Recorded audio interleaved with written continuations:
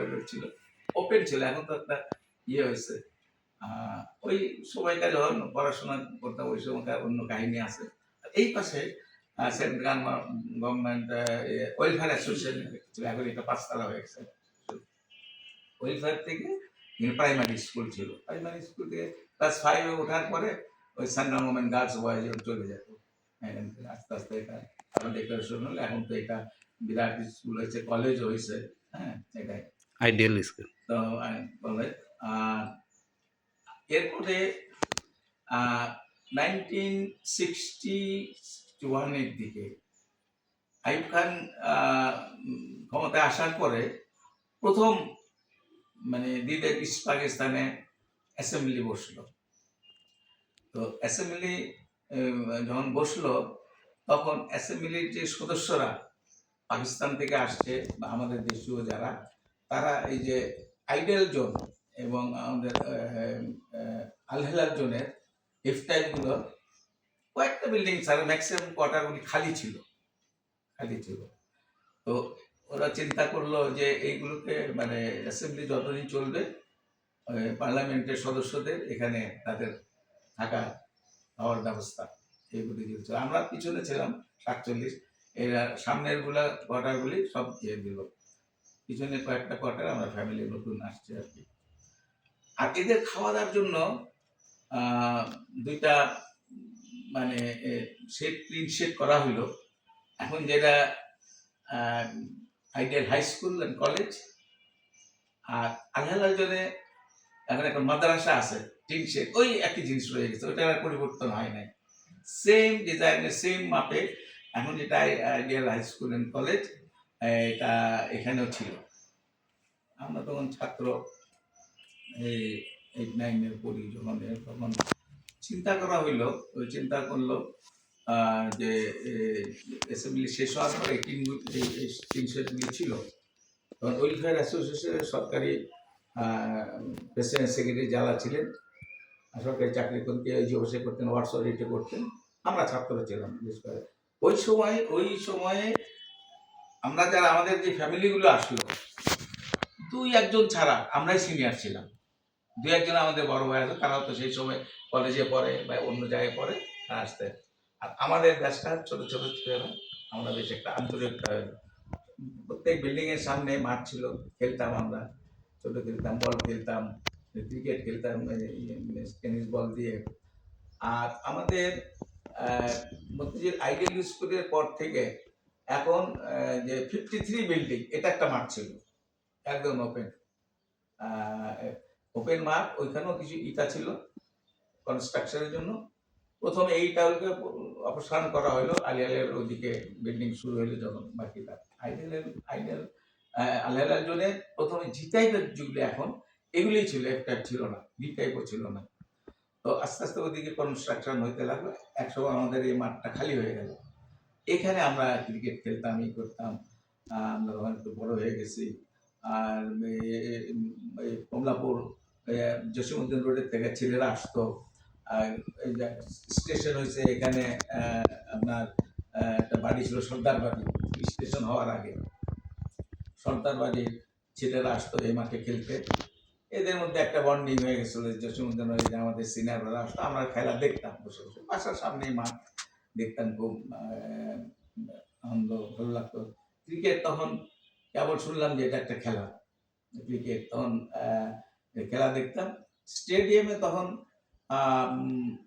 সনটা মনে নেই, যে ফজল, তারপরে হামিদ ব্যাটসম্যান, এরা ফজল মাহমুদ বলার ছিল লম্বা মতো, এগুলো আমরা জানতাম, কিছু কিছু নাম মনে আছে। স্টেডিয়ামে তখন 4 আনা করে টিকিট ছিল। এখন আমাদের কাছে যাইতাম যে খেলা দেখবো, ওদের আমাদের কাছে 4 আনা নাই। তখন দেখলাম যে এক গ্রুপ স্টেডিয়ামের পিছন থেকে, এখন যেটা আপনার যে কি বলে আদমজি কোর্ট, এই সাইডে ব্যাক সাইড ছিল, আর ওই বিস্তারের দিকে ফ্রন্ট সাইড, দড়ি ফেলা দিত ওই দিতে উঠতে। তখন আমরা খুব ইয়ে করে 2 আনা করে নিত, কয়েকদিন উঠে যেত, আবার ভয় পেতাম অনেকে, পড়ে যাই নাকি, এইভাবে খেলা দেখছি। যাও, এটা অনেক কাহিনী। তো মেন মেন যে আমরা খেলাধুলা করতাম, এই একটা মাঠ পেয়েছিলাম আমাদের ৪৭-এর সামনে। আর একটা মাঠ ছিল, সেটা ঠিক মাঠও না, এমনি ঘোরাঘোরা করতাম, যেটা হাসপাতাল জোন। ওখানে একটা কুয়া ছিল, আর কিছু কিছু ভাঙা কিছু গাছপালা আছে, এগুলিকে অপসারণ পরে করবে আর কি, কাজ চলতেছে। সেই সময় একটা গরুর বাচ্চা ওই কুয়াতে পড়ে গেল, আলোড়ন হয়ে গেল, গরুর বাচ্চা কুয়ায় পড়েছে। এখন যেমন একটা মানুষ মারা গেল তেমন কোনো রিয়াকশন নাই, সব দৌড়ায় গেলাম আমরা, আসল না জানাম। মারা ওটাই কোথায় যাচ্ছিস, হারিয়ে যাবে, এসে গেলেন দেখো একটা গরুর বাচ্চা কিভাবে পড়ে গেছে। তখন কিছুক্ষণ পর ফায়ার সার্ভিস আসলো, ছোট গাড়ি আসে, টন টন টন করে আসতে, যাক দড়ি বানালো কিভাবে ওটা তুলছে ওইটাকে। এরপরে পরের দিনই এটাকে বন্ধ করার জন্য উদ্যম নিল, দেখলাম বন্ধ হয়ে গেল। আরো যেগুলি গাছপালা ছিল, ভাঙা বাড়িঘর, বেড়ার ঘর, টিনের ঘর ছিল, এগুলো তো একবারে অপসারণ হয়ে গেল বলে মাটি ফেলে এটাকে সুন্দর একটা মাঠ করা হলো। এখন তো সেই মাঠ আছে। তো যাই হোক, আমরা আস্তে আস্তে আমাদের ছোট যারা, তারা ওই প্রাইমারি যে ওইখানে স্টাফ যে স্কুলটা পড়তে শুরু করলো, আমরা একটু উপরে ক্লাসে ছিলাম।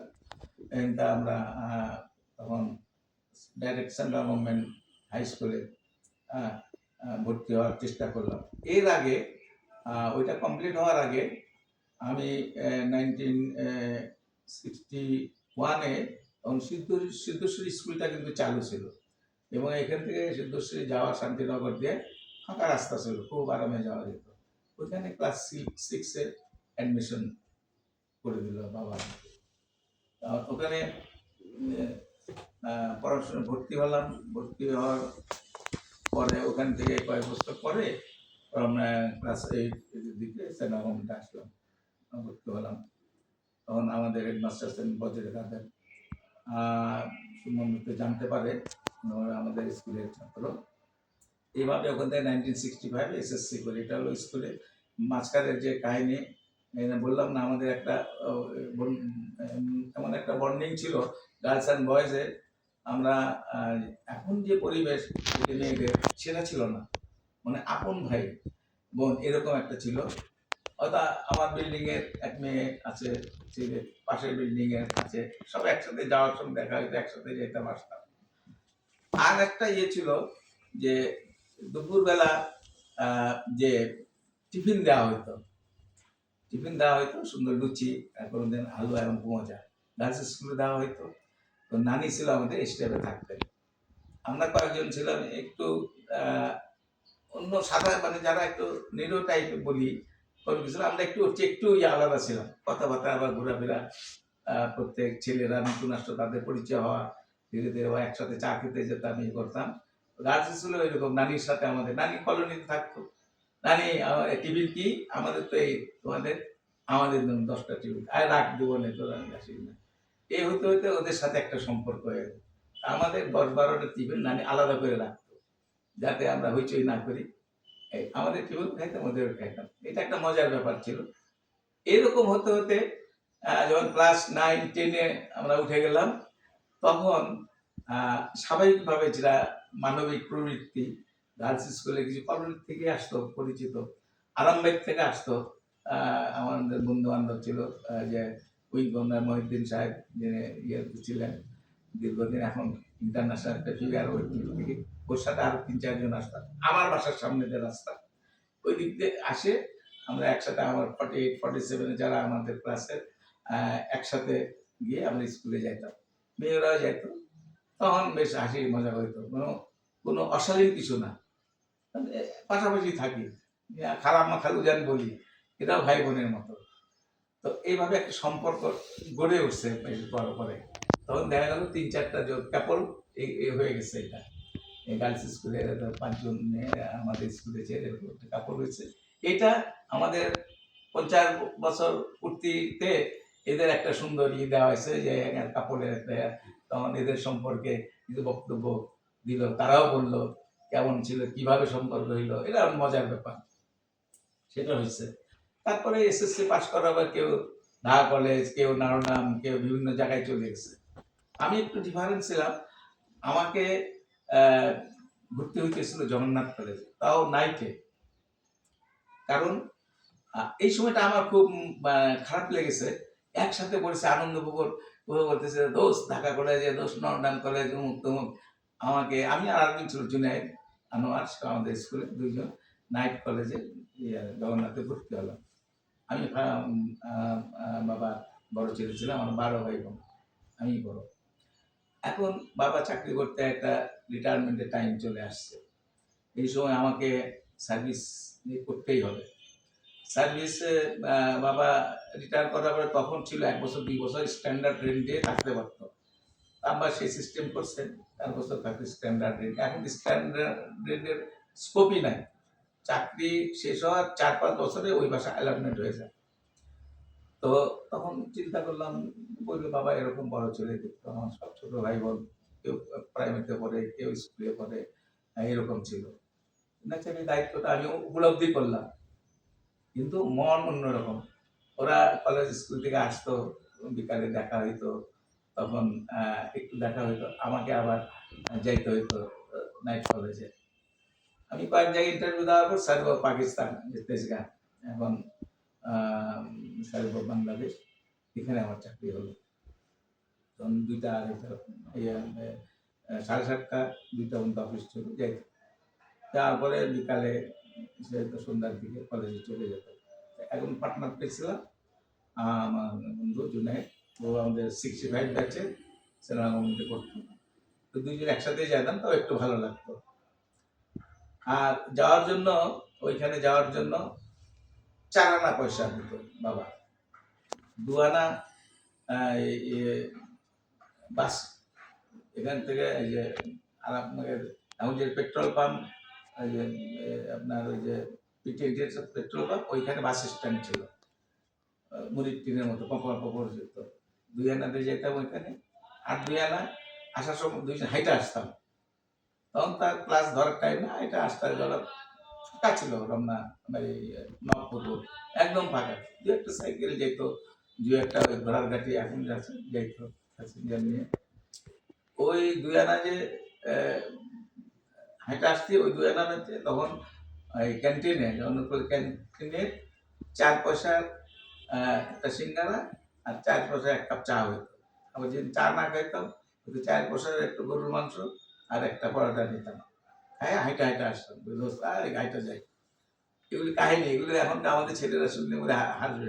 চার দুই ২ আনা ৪ আনা দিয়ে, আর এখন ২টা পরোটা আর গরুর মাংস নিলে তো ৳১ ৳১.৫ লাগে এক প্লেট। আর পরোটা তো ২০ টাকা ৪০ টাকা লাগে। যাই হোক, আসতাম, খুব মজাই পেলাম। আমরাই জোয়ান ছিলাম, আরো কয়েকজন ছিল। আর ম্যাক্সিমাম পাকাদারি, সে হয়তো চাকরি করে, সন্ধ্যার সময় ক্লাস করতেছে। IABF সব সাবজেক্ট, আমি কমার্সে ছিলাম, পড়তো। এইখানে আমি 1965 আর 66 67 এই ২ বছর ইন্টারমিডিয়েট ওখানে পড়াশোনা করছি। এই সময় আমার একটা সৌভাগ্য হয়েছে, ২ বার ডক্টর শহীদুল্লাহ স্যারের আমার মানে আলোচনা শোনার মতো সৌভাগ্য হয়েছিল। অনেকে দেখেও নেই, শুনছি বাংলায়। উনি তো ১৮টা ভাষা জানতেন, পড়তে পারতেন, বলতে পারতেন, এরকম শুনছি আর কি। মোস্ট লার্নেড ম্যান, শ্রদ্ধেয়। আর আমাদের সেই সময় প্রিন্সিপাল ছিলেন সাইদুর রহমান। সাইদুর রহমান সাহেব, ওনার বড় ছিল তো এখন যে রেহমান, যে গোলাপ ফুল ইয়ে করে, এয়ারপোর্ট রোডে একটা বাসা, ডান দিকে ওই দোতলা ছিল, ওইটা নাম রাখছেন সংশয়। হুজুরটা ওয়াজ করার সময় উনি তো ছিলেন কমিউনিস্ট, মানে কমিউনিস্টও না, উনি কোনো সৃষ্টিকর্তা মানতেন না। সাইদুর রহমান ওদের কি বলে, তো হুজুরা ওয়াজ করার মধ্যে যে উনি তো কমিউনিস্ট বা আল্লাহ কথা মানে না। বাড়ির নাম হচ্ছে সংশয়, ওটাও সংশয়, মানে ওটা কোনো ইয়ে নাই, এর মনে আছে শুনতাম। তো যাই হোক, উনি খুব লার্নিং ম্যান ছিলেন। পরবর্তীকালে ওইখানে থাকার আগে দিয়া আমরা যখন ক্লাস 9-10-এ পড়ি, তখন বাংলাদেশের যে রাজনৈতিক দল, আওয়ামী লীগের এগুলি, তখন কিছু শুনতাম, হতো তখন কিছু কিছু আলোচনা হতো। আমাদের কমলাপুর ইউনিয়নের চেয়ারম্যান ছিলেন দিতেন আইয়ুব খানের আমলে, প্রথম চেয়ারম্যান, বিরোধী দলের চেয়ারম্যান মইজউদ্দিন আহমেদ, যেনার মেয়ে এই যে এমপি হয়েছেন। আর মইজউদ্দিন সাহেব ওনার সাথে আমাদের খুব ঘনিষ্ঠ ছিল।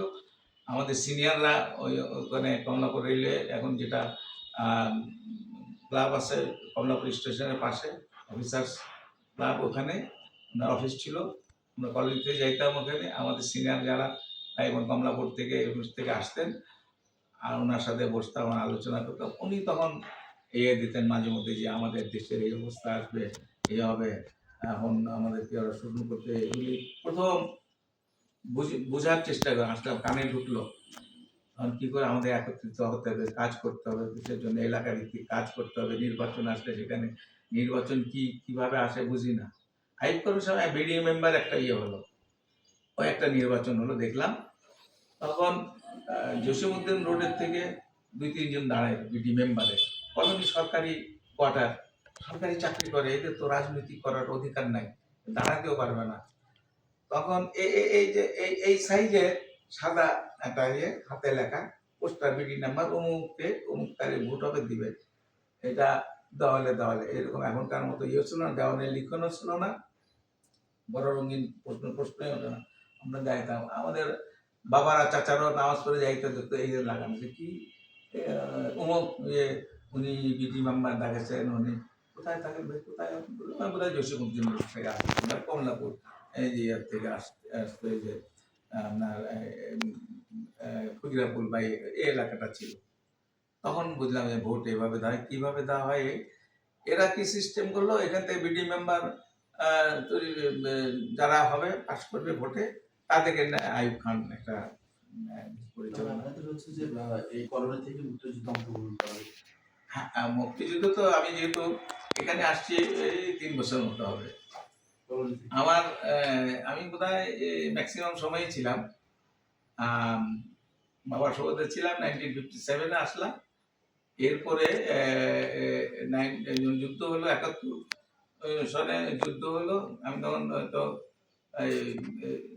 বললাম 69-এ আমি সার্ভে বাংলাদেশে, সার্ভে পাকিস্তানে চাকরি নেই, ওই চাকরি করতাম, আবার এদিকে আসতাম। তখন আমি পুরা জগন্নাথ কলেজ করার সময় ফুল আমি রাজনৈতিক মোটামুটি একটা ধারণা পেয়েছি। আর ওখানকার নেতাদের সাথে ক্যান্টিনে বসতে আলোচনা হইতো। তো অফিস করতাম 2টা, কোনোদিন আগেই চলে আসতাম, এসে এই সন্ধ্যে এলাকার তখন সংগঠন হচ্ছে ছাত্রলীগের। আসলে আপনাদের শৈশবটা, আসলে কলোনি শৈশবটা আপনার এখন মনে হলে সে কি অনুভূতি জাগে?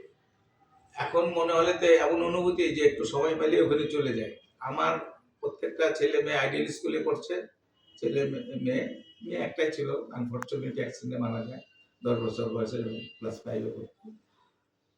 আমার এখন বর্তমান 3 ছেলে আইডিয়ালে পড়ছে, নর্নায় পড়ছে, ঢাকা কলেজে পড়ছে, তারপরে এখন তারা ইন জবে আছে। তো আমাদের ওইখানে যখন আমরা রাজনীতি ইনভলভ হইলাম, এলাকার বিভিন্ন কমিটি হলো, ছাত্র স্কুলে, তখন কিন্তু স্কুলের ছাত্ররা যে রাজনীতি সম্পর্কে বা ইনভলভ হবে এটা কোনো চিন্তাই ছিল না। তো এটা আস্তে আস্তে যখন সাংগঠনিক তৎপরতা রাজনৈতিকভাবে গ্রো হইল, তখন এটাকে আমরা আস্তে আস্তে ইনভলভ হলাম। তো এখানে একটু বলি, যখন আইয়ুব খানের পাকিস্তান অ্যাসেম্বলিটা শেষ হয়ে গেল, ওই টিন শেডগুলো ছিল, এর ফাঁকে আমরা তখন স্কুলেই পড়ি। স্বাধীনতার পরে কি আপনি ইয়াতে থাকলেন? হ্যাঁ, এই 3 বছর আগে আসছি। 3 বছর আগে আসলাম। আমরা একটু 90 দশকের 90 দশকে আপনার সন্তানরা মনে বড় হয়ে গেল। হ্যাঁ, 90 দশকে তো অবশ্যই বড় হয়েছে। আমি একটু কম্পেয়ার করছি আপনার সময়কাল আর আপনার সন্তানের সময়কাল কি এক ছিল কি দেখে? একটু ডিফারেন্স ছিল, কাছাকাছি, তবে একটু ডিফারেন্স। আমরা ছিলাম, ওই যে বললাম যে আমরা যে স্কুলে যেতাম, এখান থেকে স্কুলে যেতাম, আবার ফিরতাম এরকম ভাবে। তো আমাদের সন্তানেরা যখন টিন শেডটাকে স্কুলে পরিবর্তন করা হইলো, প্রাইমারি স্কুল করলো যে ওয়েলফেয়ারের তরফ থেকে, তখন প্রাইমারি চলতে থাকলো। তখন একটা আন্দোলন করলেন ওয়েলফেয়ার অ্যাসোসিয়েশনের সাথে আমরাও ছিলাম, যে আমরা যখন ছেলেরা যখন 3, 4, 5 উঠলো তখন তো হাই স্কুল দরকার, এটা কোথায় যাবে?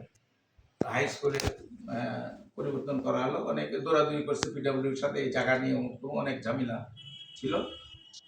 হাই স্কুল যখন হলো তখন আমাদের ছেলেরা যারা ক্লাস 2 থেকে পড়তে পড়তে ওখান থেকে একদম এসএসসি করে বেরিয়ে গেল। আর এরপরে আবার ওই কলেজ হলো, কলেজ গার্লস স্কুলে তো একসাথেই ছিল গার্লস স্কুল আর ইয়ে। মাঝখানে ফুলের বাগান ছিল, এখন বাগান নেই, ওটা অ্যাসেম্বলি করা হয়। আমরা যখন ওই টিন শেড ছিল তখন ফুলের বাগানে ওটা আমরা সন্ধ্যা করে বসতাম, বসে বসে আলোচনা করতাম। সেই সময় বললাম যে যে রাজনৈতিক কিছু কর্মকাণ্ডের সাথে জড়িয়ে হয়ে গেলাম। আপনার ঢাকা ভার্সিটি থেকে প্রথম পরিচিত হলাম আমাদের সিনিয়র ইনু ভাই, আম্বিয়া ভাই, তারপর শাহজাহান সিরাজ অল্প সময়ের জন্য আসছেন, আসম আব্দুর রব মাঝে মধ্যে আসছেন, আর যে আরিফ ভাই, আরিফ আহমদ, ওনাকে তো পরে মানে বলছে যাও কাহিনী, ইনারা আসতেন। আম্বিয়া ভাই আর ইনু ভাইরা ঘন ঘন আসতেন। ওই ফুলবাগানে বসে করতাম, আর টিএনটি কলেজের মাঠে ওইদিকে নিয়ে একটা বৈঠক হতো, আমাদেরকে জ্ঞান দিতে হয় শুরু করে।